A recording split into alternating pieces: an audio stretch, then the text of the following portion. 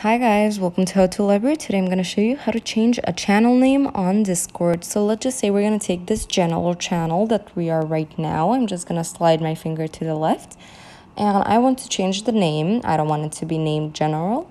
So we're going to click on the top right corner to the little people icon.